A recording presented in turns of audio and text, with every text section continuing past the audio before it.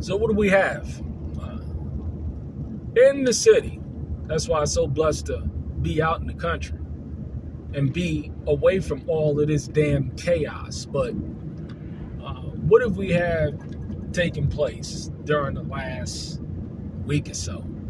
Well, we got migrants taking over apartment complexes from New York City to, I think, Aurora, Colorado. We got mass shootings of children in, I believe, Georgia somewhere.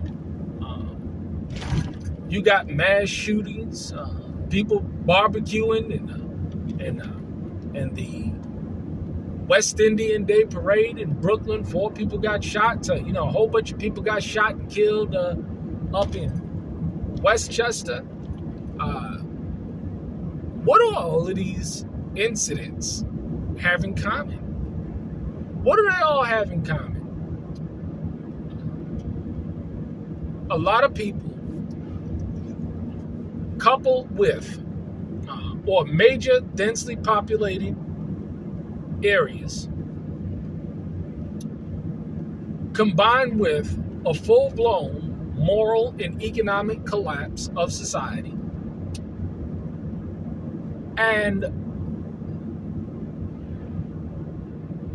people just overall just losing their damn minds. And this is what happens when people lose everything. They lose it. They are literally losing their minds.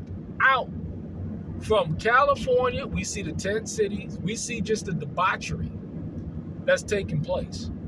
And, it's amazing because I engage with conversation with people that are still out in the cities.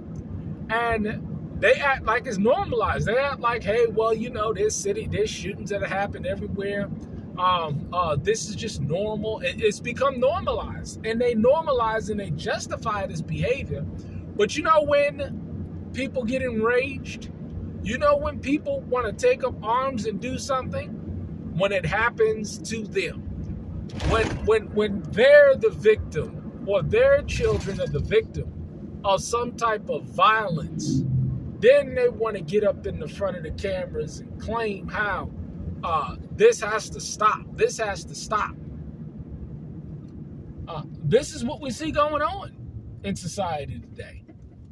We're seeing a literal collapse, a moral decline, an economic decline, because like Gerald Celente said, when people lose everything, they lose it. And this is what you see happening today. You see people losing it. And this is why we're all about self-sufficiency. This is why we say, get out the cities, because people don't understand that all of the stuff that's going out in the city, it's not happening out in the country. There's not mass shootings and stuff like that that's happening out here. You know why? Because everybody's walking around with guns. We're all armed. Where my gat at? It's right there. But hey, we stay strapped out here. And people know better not to try and run up in some crowd out here, because they know everybody's armed. You see, this is why it's so important. The Second Amendment is so important, that you have a right to protect yourself.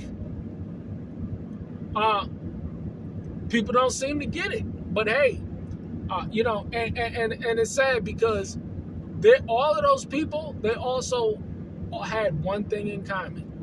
See, we all know the day or the hour. We don't know the day or the hour where we may pass. And people use that as an excuse to not do anything, not be proactive. So we don't know the day and the hour. But the fact of the matter is that these things are increasing in these densely populated areas. All those people woke up and they put on their pants, they brushed their teeth. Look at the dental hygiene of people today. People ain't doing that. But people got up and thought that their days were going to be long, and come to find out what happened was now they're done for. They're finished. Because they didn't expect it. They didn't think that this stuff was going to come their way. But now it's coming their way. Now it's done for. And that's the sad thing about the situation today.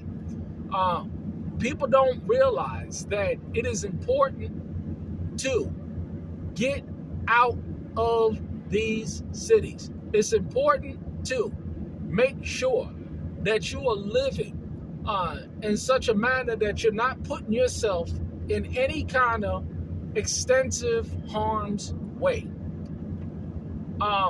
It's sad. It really is sad. It's unfortunate that people are not going to want to heed the warnings, but they're going to deal with the repercussions. And it's a sad deal.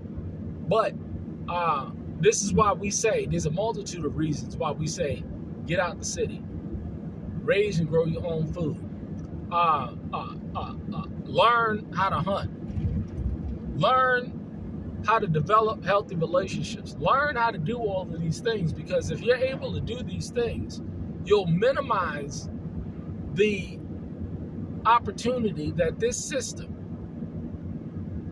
will poison you through their food. Get killed by some maniac or get deleted by some maniac. I'm telling you, man, it's just wisdom and benefits there. But hey, people don't want to do it. They don't want to leave the cities because they're so used to it. But hey, deal with the repercussions of it. Of course, anything can happen anywhere. But we're talking about minimizing the chances of these things happening. It's so sad. These children, they got killed in the city. We said, homeschool your children. Homeschool your children. Because these deletions, they're just going to go up. They're just going to happen more and more. And as we out in the country, we sit out in the country and we watch this stuff, and it's like, oh well. When you are taking the initiative to homeschool your children, you ain't got to worry about this kind of stuff.